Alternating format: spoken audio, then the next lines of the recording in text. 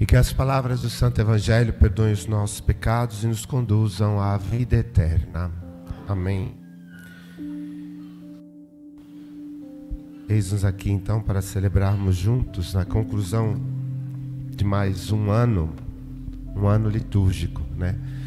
No final do ano a gente costuma fazer, não sei vocês, mas a gente costuma fazer um balanço, né? Para saber como é que esse ano foi, aquilo que aconteceu de positivo, quais são os desafios, né, que temos que enfrentar, quais são as escolhas que tenho que fazer, né, no ano, para o próximo ano, visto que esse ano algumas coisas não consegui fazer, né.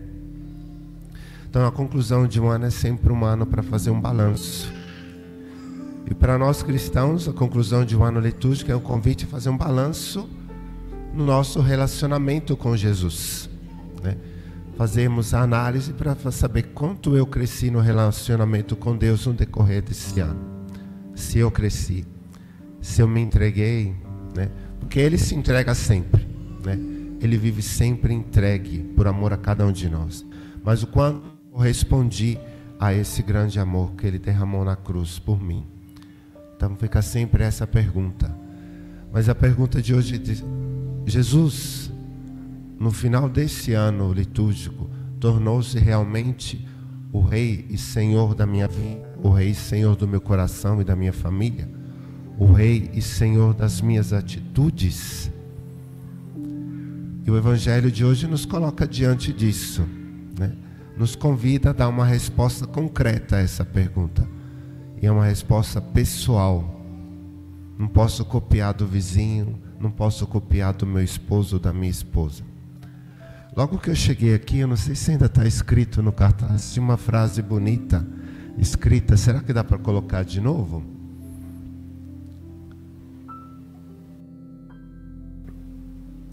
Aquela que dizia, né, que nós seremos julgados pelo amor. Isso, o último exame será sobre o amor. O último exame será sobre o amor.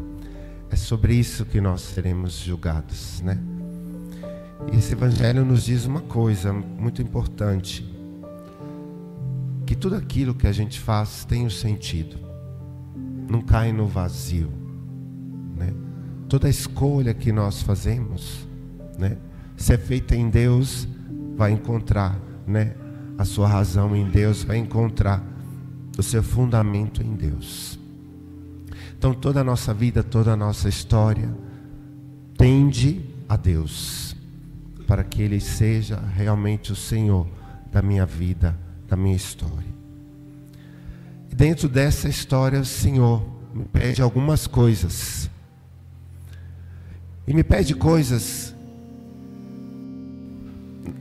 não me pede coisas grandiosas, pede coisas que estão ao alcance das minhas mãos, mas ao alcance sobretudo do meu coração. Porque qual que é a pergunta que Jesus irá fazer, né, quando nós estivermos diante dele? Aqui ele diz para aqueles que foram escolhidos, né: vinde benditos de meu Pai, recebei como herança o reino que meu Pai vos preparou desde a criação do mundo. Porque todas as vezes que eu tive fome, vocês me deram de comer. Todas as vezes que eu tive sede, me deram de beber. E aí continua, né? Isso é, todas as vezes que eu tive alguma necessidade, vocês vieram ao meu encontro. Vocês não se fecharam em si mesmos, mas pensaram em me ajudar. E todas as vezes que vocês fizeram isso, foi a mim que o fizeram. Mas esses homens ficaram surpresos, essas pessoas ficaram surpresas. Falaram: mas Senhor, quando é que fizemos tudo isso para Ti? Jesus diz: todas as vezes que fizeram a um desses necessitados, a um desses pequeninos, meus irmãos, foi a mim que vocês o fizeram. Então eles também não tinham consciência que é para Jesus que eles estavam fazendo aquilo. Fazer o bem para eles, ajudar quem estava necessitado, era uma coisa, era um estilo de vida, era uma coisa normal. E isso para nós cristãos deveria ser normal. fazer o bem. Se eu vejo diante de mim alguém que está sofrendo, eu tenho os meus problemas, tenho os meus sofrimentos, eu tenho as minhas dificuldades, mas eu deixo aquilo que eu estou vivendo para encontrar aquele que está sofrendo. O Evangelho de hoje não nos ajuda a ser somente mais cristãos, mas o Evangelho de hoje nos ajuda a sermos mais humanos, a reconhecer que aqueles que estão ao meu redor, independentemente de placa de igreja, é o meu irmão, a minha irmã, alguém que necessita de mim, da minha mão estendida, do meu abraço caloroso, né? Do meu coração aberto e acolhedor. Mas para nós cristãos esse Evangelho nos diz algo a mais, né? Porque se nós fizermos isso ao quem sofre, é ao próprio Cristo que estamos fazendo.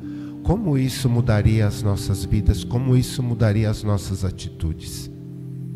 Se eu vejo alguém que está sofrendo e eu penso, naquela pessoa Jesus está sofrendo junto com ele, e fazendo o bem àquela pessoa, é ao próprio Cristo que eu faço o bem. Como isso mudaria a nossa vida? Como isso mudaria a nossa humanidade? Mas a gente sabe que o Evangelho não para por aqui. Depois Jesus se dirige também aos cabritos, aqueles que estão à sua esquerda, e diz algo talvez muito doloroso, muito forte. Mas é assim. O Senhor veio para separar. A separação consiste nisso. Alguns para o reino eterno e outros para o fogo eterno, preparado para o diabo e para os seus anjos. Aqui ele coloca em evidência não somente as coisas boas, né, que nós temos que fazer, coloca em evidência sobretudo as omissões, coisas boas que poderíamos ter feito e não fizemos. Hoje, todas as vezes que me coloco à disposição para escutar uma confissão, às vezes eu me entristeço um pouquinho com isso, mas eu sei, se a gente não foi educado para isso, né, dificilmente a gente vai fazer algo que a gente não aprendeu. Mas muitas vezes a gente vem se confessar e a gente fala, sim, o mal que a gente fez, e é justo, é o pecado, meu pecado é esse, né? Eu fiz isso, isso e isso. Mas poucas são as pessoas que confessam o bem que deixaram de fazer, as omissões no amor, porque isso diante de Deus é um pecado gravíssimo, e o Evangelho de hoje coloca em evidência isso, porque toda vez que eu me omiti, toda vez que eu não amei, eu posso ser condenado, né, ao fogo eterno, preparado para o diabo e para os seus anjos. Então nós temos que aprender a confessar sim o mal que nós fizemos, mas não podemos em hipótese alguma deixar de confessar o bem que nós deixamos de fazer. Porque todas as vezes que a gente faz o ato penitencial, a gente diz, né? Pequei por pensamentos e palavras, atos e omissões, tá bom? Porque algumas vezes a gente ouve, né? Atos de omissão. Falei, uai, tem duas coisas aqui que não combinam. Porque a omissão é a ausência de um ato. Então não pode dizer atos de omissão, mas é atos e omissões. Então o Evangelho de hoje nos convida a nos converter nesse sentido. Convida a mim, Padre Edson, a me converter nesse sentido, a não me omitir, sobretudo no amor, naquelas circunstâncias, naquelas situações que Deus cria para que eu possa amar. E essas situações são inúmeras. Deus sempre nos dá a oportunidade de amar, mas a gente muitas vezes estamos tão preocupados com nós mesmos, tão mergulhados nos nossos sofrimentos, que nos tornamos indiferentes aos sofrimentos e à dor dos outros. Eu amo muito uma santa dos nossos tempos, Santa Teresa de Calcutá. Porque depois de Jesus, para mim, ela é um grande exemplo de como temos que viver o amor. E dentre as tantas coisas que ela fez, ela relatou algumas experiências muito significativas da sua vida, alguns encontros que ela fez com os irmãos mais necessitados. E uma dessas experiências, para mim, marcou muito profundamente, me ajuda a compreender melhor o Evangelho de hoje, porque diz o seguinte: ela foi visitar uma família que estava passando necessidade, uma família que estava pedindo arroz. Então a Madre Teresa, ela mesma foi, levar o arroz para ela. E chegando lá, deu para essa mãe, que tinha 5 ou 6 filhos, todos sofrendo por causa da fome, Não sei se algum de vocês já viveu essa experiência, mas é muito dolorosa. E essa mãe, logo que pegou essa porção de arroz, ela dividiu em 2 partes e foi levar para a sua vizinha. E Madre Teresa, então, depois que ela voltou, perguntou: onde é que a senhora foi? Irmã, eu fui levar metade desse arroz para minha vizinha, porque ela também está passando fome. Mas o que mais chamou a atenção de Madre Teresa não foi o fato dela ter dividido aquela porção de arroz que ela tinha com a sua vizinha.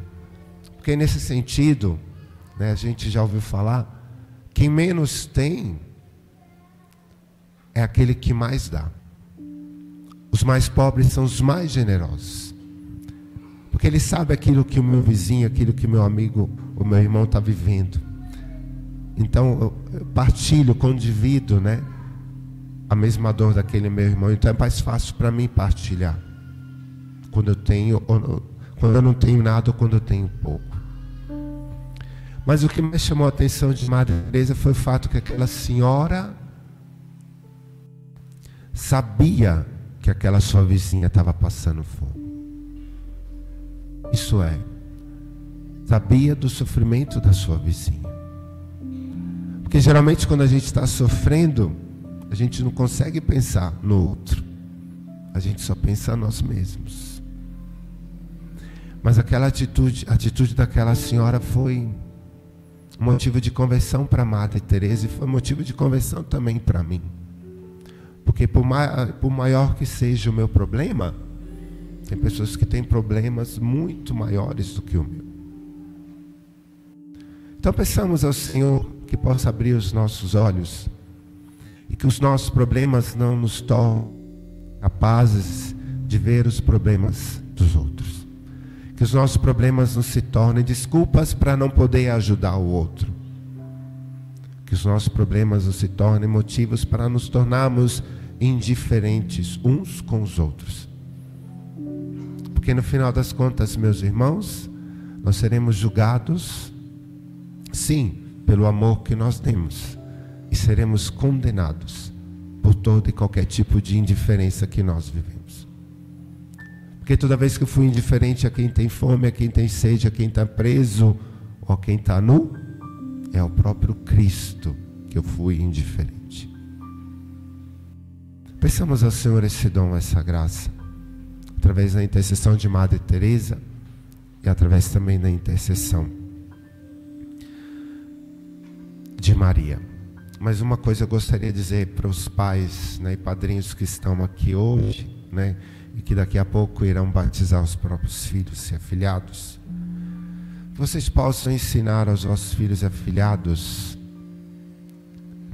que eles se deixem submeter ao Rei Jesus, que seja Jesus o Rei da vida deles.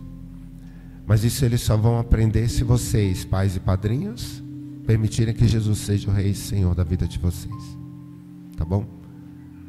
Que reine no lar de vocês, no coração de vocês, que reine na vida dessas crianças o verdadeiro amor. Mas um amor que se entrega até o fim. Um amor que se entrega até a morte. É isso que eu desejo de coração para os vossos filhos e afilhados. Mas isso só vai chegar até eles através do sim de vocês. E assim seja. Amém.